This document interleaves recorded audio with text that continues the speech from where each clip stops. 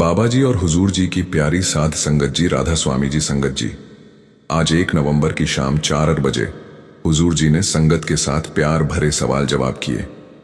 आज सुबह कार दर्शन के समय भी बाबा जी नहीं पधारे थे और शाम को जब सवाल जवाब शुरू हुए तब भी बाबा जी उपस्थित नहीं थे।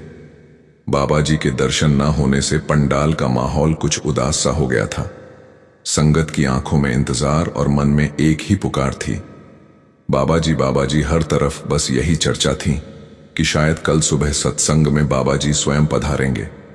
सभी के दिलों में यही उम्मीद थी। पंडाल में माहौल कुछ भावुक भी था।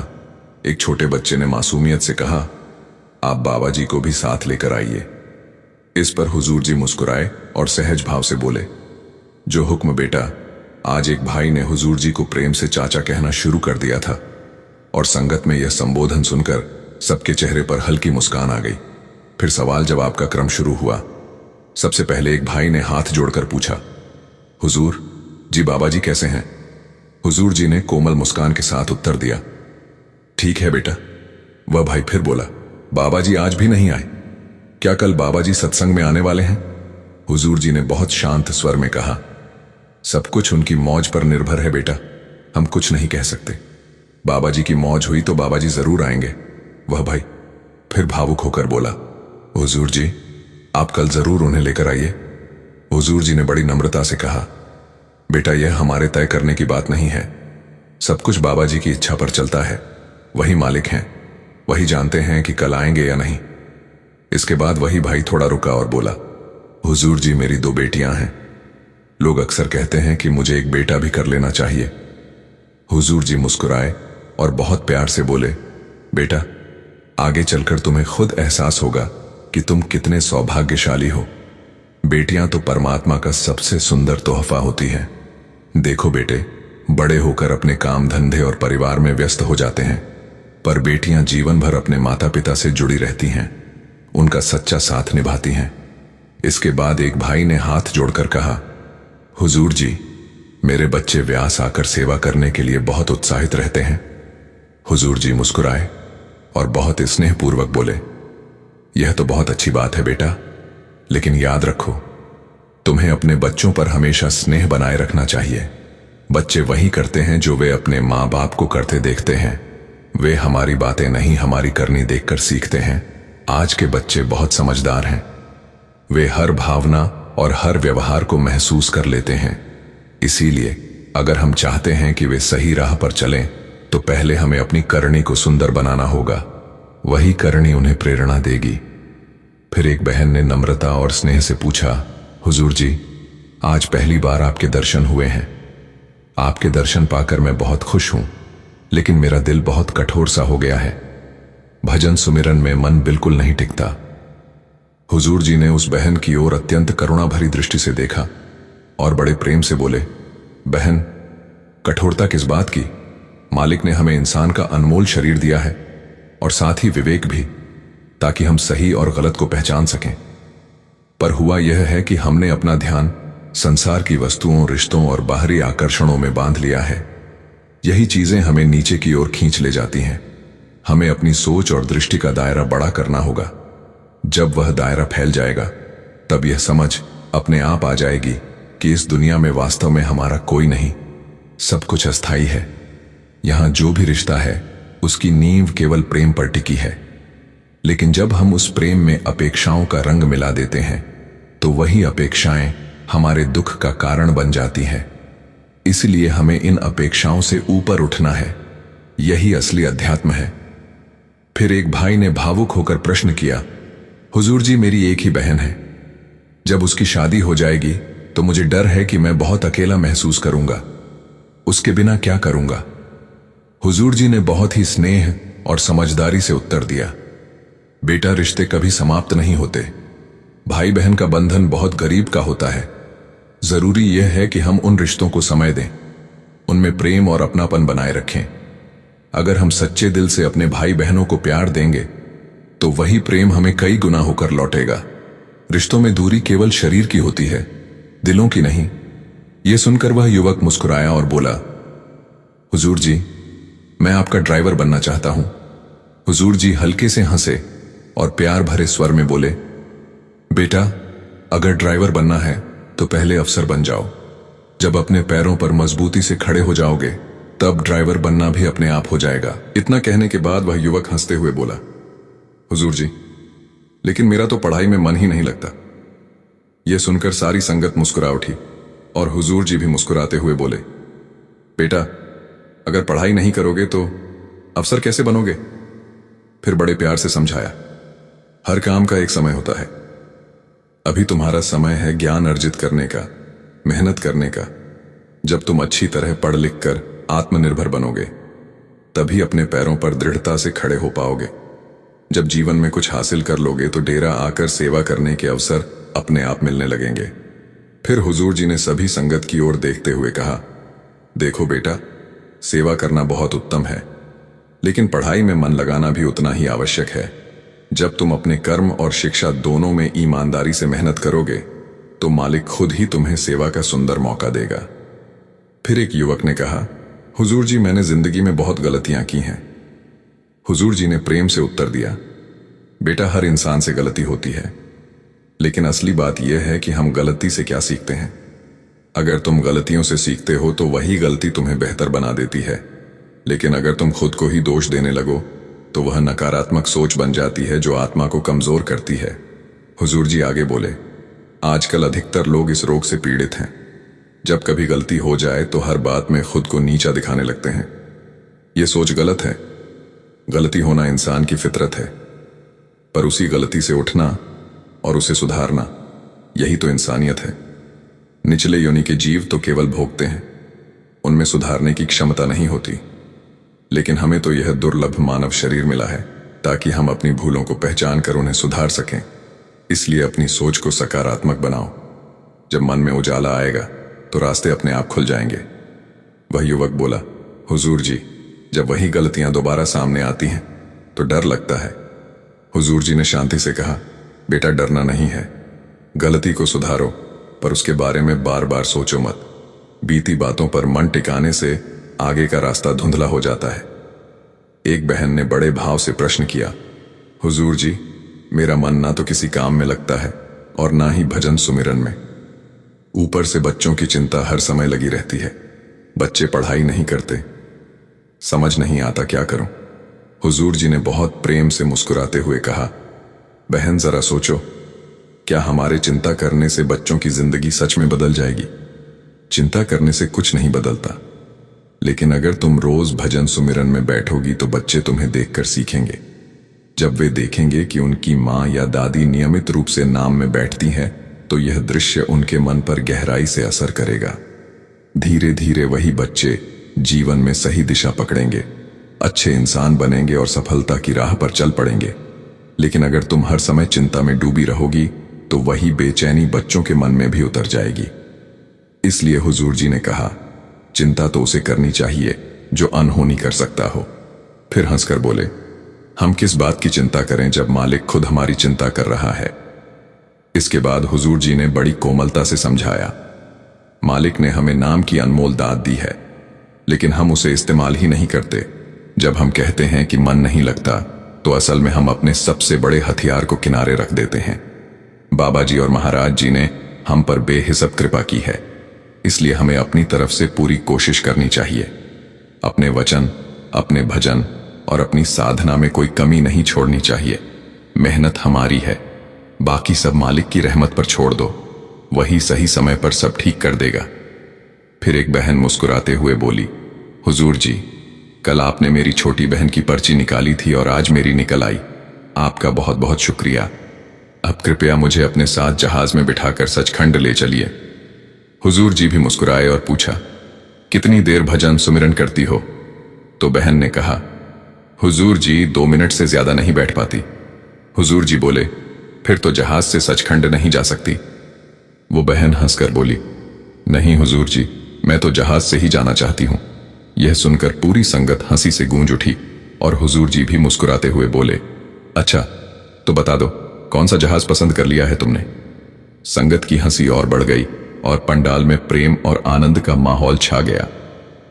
हुजूर जी ने फिर बहुत प्यारे और सहज ढंग से समझाया, बेटी, जब तुम सिमरन करोगी तो वही तुम्हारे जहाज का ईंधन बनेगा। जहाज तो मालिक ने पहले ही दे दिया है, नाम के रूप में। अब उस जहाज में पेट्रोल भरने का काम तुम्हारा है। जब तुम सच्चे मन से भजन सिमरन करोगी तो वही ईंधन बनकर तुम्हारी आत्मा को सचखंड तक पहुंचा देगा। लेकिन अगर सिमरन नहीं करोगी तो जहाज उड़ कैसे पाएगा? बिना ईंधन का जहाज तो जमीन पर ही रह जाएगा या गिर पड़ेगा, है ना? यह सुनकर वह बहन बोली, हुजूर जी, अब तो मैं पूरी लगन से भजन सिमरन करूंगी, हर रोज ध्यान लगाऊंगी। हुजूर जी मुस्कुराकर बोले, अरे पर तुम तो कहती थी कि 2 मिनट में ही उठ जाती हो। यह सुनते ही पंडाल में फिर जोरदार ठहाके गूंज उठे। हुजूर जी ने बड़ी कोमलता से आगे कहा, बेटी, अगर मन से अभ्यास करोगी तो आत्मा खुद उड़ने लगेगी। फिर किसी जहाज की जरूरत नहीं पड़ेगी, क्योंकि असली उड़ान तो भीतर ही होती है, नाम की शक्ति से। फिर एक भाई ने बड़े प्रेम से कहा, हुजूर जी, कल आपने मुझे शब्द गाने का अवसर दिया था। अगर इजाजत हो तो जब भी मैं जलालाबाद के सेंटर आऊं, कृपया मुझे फिर से शब्द गाने का मौका दीजिए। हुजूर जी मुस्कुराते हुए बोले, अरे भाई, तेरी बहन तो संगरूर जाती है और तू जलालाबाद। ये क्या कहानी है संगत जी? कल इसकी बहन ने हुजूर जी से जब सवाल किया था तो हुजूर जी को वो सवाल याद आ गया। इसकी बहन संगरूर सेंटर में सेवादार है। वो भाई हंसते हुए बोला, हुजूर जी, वो मेरी खास बहन है। हुजूर जी ने हल्के मजाकिया अंदाज में पूछा, अच्छा तो बाकी सब खास नहीं है?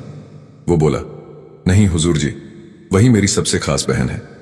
फिर हंसते हुए उस भाई ने आगे कहा, हुजूर जी, हम सब तो कहते हैं कि बाबा जी हमारे पिता हैं, और इस हिसाब से आप हमारे चाचा जी हुए। यह सुनकर हुजूर जी जोर से हंसे और बोले, अरे मैं इतना बूढ़ा भी नहीं हुआ कि चाचा बन जाऊं, मुझे भाई भी बना सकते हो। इतना सुनते ही सारी संगत हंसी से लोटपोट हो गई और पूरे पंडाल में हंसी और प्रेम की गूंज फैल गई। फिर एक सेवादार भाई ने नम्रता से प्रश्न किया, हुजूर जी, जब मैं भजन करने बैठता हूं तो मन बिल्कुल टिकता नहीं, ध्यान बार बार भटक जाता है, बहुत मुश्किल होती है संभालने में। हुजूर जी मुस्कुराए और प्रेम से बोले, बेटा, जब तुम YouTube पर कोई शब्द सुनते हो तब भी क्या तुम्हारा ध्यान बीच में भटक जाता है?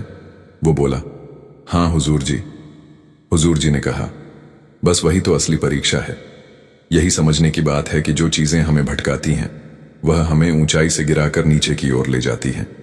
मालिक ने हमें बुद्धि दी है ताकि हम यह पहचान सें कि कौन सी चीज हमारे लिए लाभदायक है और कौन हानिकारक। लेकिन अगर पहचानने के बाद भी हम उसी भटकाव के पीछे चल पड़े तो फिर दोष किसका? थोड़ी देर रुककर हुजूर जी ने बहुत सहज ढंग से कहा, समझदार इंसान वही है जो हर काम सोच समझ करे। इसलिए अपने परमार्थ को समय दो, मालिक को हमेशा अपने पास महसूस करो, हर पल उसे हाजिर नाजिर मानो। याद रखो, जीवन में बड़ा परिवर्तन किसी एक बड़े कदम से नहीं बल्कि छोटी छोटी सतर्कताओं और आदतों से आता है। इसके बाद एक बहन ने भावुक होकर कहा, हुजूर जी, मैं बहुत खुश हूं कि आपने मुझे नामदान दिया। मेरा भजन सुमिरन भी ठीक चल रहा है, लेकिन कभी कभी भीतर डर लगता है। हुजूर जी ने बड़े स्नेह से उत्तर दिया, बेटी, डरना नहीं चाहिए। जब तुम्हें नामदान मिला तो समझो कि मालिक ने खुद तुम्हारा हाथ पकड़ लिया है। अब बस तुम्हें हिम्मत बनाए रखनी है। हर काम का एक समय होता है।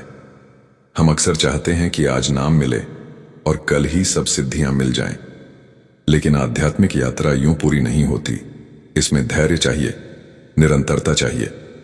वह बहन फिर बोली, हुजूर जी, अब तो मुझे जल्दी जल्दी मालिक के पास ले चलिए, मैं अब और जीना नहीं चाहती।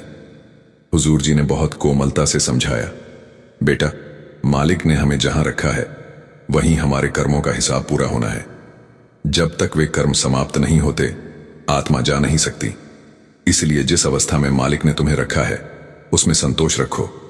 वही संतोष तुम्हें भीतर से मजबूत बनाएगा और जब समय आएगा मालिक खुद तुम्हें अपने पास बुला लेगा। फिर एक बहन बोली, हुजूर जी, मेरा भाई तो मुझसे बहुत झगड़ता है। हुजूर जी मुस्कुराकर बोले, तो उसे एक घंसा यानी मुक्का मार दिया कर। और पूरी संगत फिर हंसी से लोटपोट हो गई। बहन ने कहा, पर हुजूर जी, वो तो मुझे वापस मार देता है। हुजूर जी बोले, कोई बात नहीं, जब वो तुम्हें मारे तो समझ लेना तुम्हारे कर्म कट रहे हैं। फिर वही बहन बोली, हुजूर जी, कल बाबा जी को जरूर साथ लेकर आइएगा, हुजूर जी हंसते हुए बोले, जो मालिक की मर्जी। फिर एक सेवादार ने सवाल किया, हुजूर जी वाणी में लिखा है, बिन चाके साध न जापे, अर्थात अंदर अंधकार ही अंधकार है। अगर आप जरा सा प्रकाश दिखा दें तो हमें वह आनंद मिल जाए। हुजूर जी मुस्कुराकर बोले, बेटा, अंधकार में भी आनंद छिपा है। हम बार बार यही चाहते हैं कि हमें अंदर के नजारे मिले, पर यह भी तो देखो क्या हम उसके लायक तैयार हैं। हुजूर जी आगे बोले, मालिक तो देने को हर समय तैयार है, पर हमारा बर्तन यानी हमारा दिल तैयार होना चाहिए। अगर बर्तन ही उल्टा रखा हो तो अमृत कैसे भरेगा। इसीलिए पहले खुद को तैयार करो, साफ सुथरा बनाओ, फिर देखो अंदर का प्रकाश अपने आप झलकने लगेगा। फिर हुजूर जी ने एक बहुत सुंदर उदाहरण दिया। उन्होंने कहा, देखो बेटा, जैसे एक क्रिकेट खिलाड़ी होता है, वो शुरुआत में 10 रन बनाता है, फिर 20, फिर 50 और धीरे धीरे एक दिन सेंचुरी भी लगाता है। कोई भी खिलाड़ी पहले ही मैच में 100 रन नहीं बना लेता। हुजूर जी बोले, इसी तरह हमारी आध्यात्मिक यात्रा भी होती है। शुरुआत हमेशा थोड़ी थोड़ी होती है, धीरे धीरे मेहनत से ही हम मंजिल तक पहुंचते हैं। फिर एक लड़के ने विनम्रता से पूछा, हुजूर जी, कई बार जिंदगी में कोई कुछ ऐसा कह देता है जो दिल में बैठ जाता है, चाह कर भी निकाल नहीं पाते। वो बात भीतर चुभती ही रहती है, क्या करें। हुजूर जी मुस्कुराते हुए बोले, बेटा, ऐसा इसलिए होता है क्योंकि हमारा लगाव लोगों से जुड़ा होता है। जरा सोचो, अगर रास्ते में कोई अनजान व्यक्ति तुम्हें कुछ कह दे तो शायद तुम पल भर में भूल जाओगे क्योंकि उसका तुमसे कोई नाता नहीं। लेकिन अगर वही बात कोई अपना कह दे तो वह सीधी दिल में उतर जाती है। यही मोह या लगाव ही हमारे दुख का कारण बनता है। फिर हुजूर जी ने बहुत सुंदर ढंग से समझाया, संतमत का सार यही है कि हम अपना रिश्ता इस संसार से नहीं बल्कि उस मालिक से जोड़ें। जब हमारी डोर मालिक से बंध जाती है तो धीरे धीरे हमारी उम्मीदें दुनिया से कम होने लगती हैं, और जब उम्मीदें घटती हैं तब मन अपने आप शांत होने लगता है। असली सुकून वहीं से आता है। इतने में वही भाई बोला, हुजूर जी, मेरे पापा ड्रिंक करते हैं, मुझे बहुत बुरा लगता है। हुजूर जी ने अत्यंत कोमलता से कहा, बेटा, वो तुम्हारे पिता हैं, उनकी निंदा मत करो, उनकी परख मत करो। हमें दूसरों को बदलने की कोशिश नहीं करनी चाहिए बल्कि खुद अच्छा इंसान बनना चाहिए। याद रखो, माता पिता हमारे लिए जितनी कुर्बानियां देते हैं उतना कोई और नहीं दे सकता। इसीलिए उन्हें लेकर मन में शिकायत नहीं बल्कि दुआ रखो। अपने कर्मों को अच्छा बनाओ। जब तुम खुद रोशनी बनोगे तो उसका उजाला उनके जीवन को भी छू जाएगा। फिर एक बच्चे ने कहा, हुजूर जी, आप आज भी बाबा जी को लेकर नहीं आए। आप कल सत्संग के टाइम बाबा जी को जरूर लेकर आना। तो हुजूर जी ने हंसते हुए कहा, जो हुक्म मेरे आका। इतना सुनते ही संगत बहुत हंसी थी।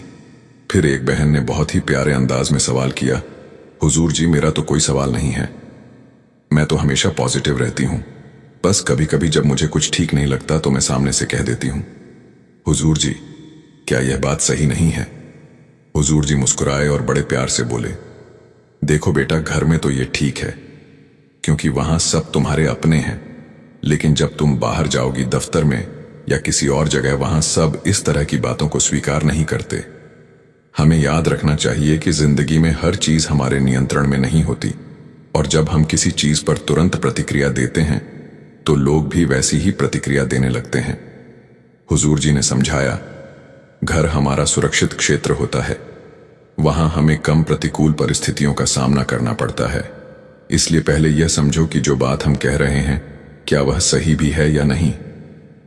फिर एक भाई ने प्रेम से सवाल किया, हुजूर जी, जब लोग हमारा मजाक उड़ाते हैं, कोई हमारे शरीर का, कोई हमारी बातों का, तो मन बहुत दुखी हो जाता है, ऐसे में क्या करें। हुजूर जी मुस्कुराए और बड़े सहज स्वर में बोले, बेटा, दुनिया में ऐसा कोई नहीं जिसे सब लोग अच्छा कहें। संतों और पैगंबरों तक को लोगों ने नहीं बख्शा। अगर 4 लोग तुम्हारी तारीफ करेंगे तो 4 लोग आलोचना भी करेंगे। यह तो संसार का नियम है। हमें दूसरों की बातों से नहीं, अपने कर्मों से तय करना है कि हम कौन हैं। जब तक तुम्हारा रास्ता सच्चाई का है, जब तक तुम्हारा मन साफ है, तब तक किसी के कहने से डरने या टूटने की जरूरत नहीं है। दूसरों को बदलने की कोशिश मत करो, खुद को बेहतर बनाओ, वही सच्ची जीत है।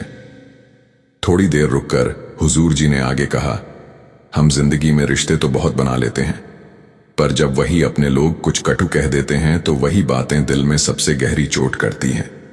इसलिए याद रखो, हर रिश्ते की एक मर्यादा होती है। हमें उसी दायरे में रहकर प्रेम और समझदारी से चलना सीखना चाहिए। अगर हम संतुलन बनाए रखेंगे तो कोई भी बात हमें भीतर से हिला नहीं पाएगी। फिर एक भाई मुस्कुराते हुए बोला, हुजूर जी, मेरे पिताजी बहुत ज्यादा टेंशन लेते हैं, हर बात को दिल से लगा लेते हैं। हुजूर जी ने प्यार भरी नजर से उसकी ओर देखा और बड़े कोमल स्वर में बोले, बेटा, माँ बाप का स्वभाव ही ऐसा होता है। वे अपने बच्चों की चिंता करते हैं क्योंकि उनका सारा जीवन बच्चों के सुख दुख से ही जुड़ा होता है। तुम बस अपनी जिम्मेदारियां निभाना शुरू करो, अपने पैरों पर मजबूती से खड़े हो जाओ, फिर देखना उनके दिल का सारा बोझ अपने आप हल्का हो जाएगा। इतना सुनकर वह भाई मुस्कुरा उठा और बोला, हुजूर जी, 2 लाइनें कह सकता हूं। हुजूर जी भी मुस्कुराकर बोले, हां बेटा, जरूर कहो। वह बोला, हुजूर जी, आपके आने से तो 1 और 1 2 नहीं, 1 और 11 हो गए हैं। आप आ गए तो हमारी जिंदगी ही धन्य हो गई। उसकी बात सुनते ही सारा पंडाल मुस्कुराहटों से गूंज उठा। तभी एक बहन उठी और बड़े भाव से बोली, हुजूर जी, हम तो बस आप ही के हाथों से नामदान लेना चाहते हैं। उसने आगे भी कुछ कहा जिस पर हुजूर जी ने बहुत कोमलता से उत्तर दिया, बेटी, जिससे प्रेम होता है वही हमारा सच्चा संबंध होता है। नाम और रूप तो बदलते रहते हैं, लेकिन प्रेम ही असली रिश्ता है। वह बहन फिर बोली, हुजूर जी, जब नामदान मिलेगा तो ध्यान किस पर करना होगा, बाबा जी पर या आप पर? हुजूर जी ने मधुर मुस्कान के साथ कहा, बेटा, ध्यान किसी झोर या सोच से नहीं होता। जहां प्रेम होता है मन अपने आप वहीं टिक जाता है। ध्यान कोई प्रयास नहीं, वह तो अपने आप घटने वाली चीज है। इसलिए जब नामदान मिल जाए तो बस अपनी ड्यूटी निभाओ, नियमित रूप से भजन सिमरण करो, बाकी सब मालिक पर छोड़ दो, वो खुद आगे का रास्ता दिखा देगा। फिर एक भाई ने पूछा, हुजूर जी, रूहानियत असल में क्या है? हुजूर जी ने उत्तर दिया, रूहानियत का अर्थ है अपनी असली पहचान को जानना कि हम कौन हैं, कहां से आए हैं और हमारा स्रोत क्या है। जब हम समझ जाते हैं कि हम परमात्मा के अंश हैं, तभी हमारे जीवन का उद्देश्य पूरा होता है। फिर किसी ने सवाल किया, हुजूर जी, अभी मुझे नामदान नहीं मिला है, लेकिन जब मैं शब्द सुनता हूं या सत्संग सुनता हूं तो क्या उसका भी कुछ लाभ होता है? हुजूर जी बोले, बिल्कुल बेटा, उससे तुम्हारा माहौल बनता है। जैसे हम इंस्टाग्राम या व्हाट्सएप पर व्यर्थ की चीजें देखते हैं तो मन बिखर जाता है, वैसे ही जब हम सत्संग या शब्द सुनते हैं तो मन आध्यात्मिक दिशा में लगने लगता है। सेवा करो, सत्संग में जाओ, धीरे धीरे भजन सुमिरन का वातावरण अपने भीतर महसूस होने लगेगा। संगत जी, यह प्यारे सवाल जवाब आज 1 नवंबर की शाम 4 बजे के हैं। अब पूरी उम्मीद है कि कल सुबह बाबा जी या हुजूर जी सत्संग फरमाएंगे।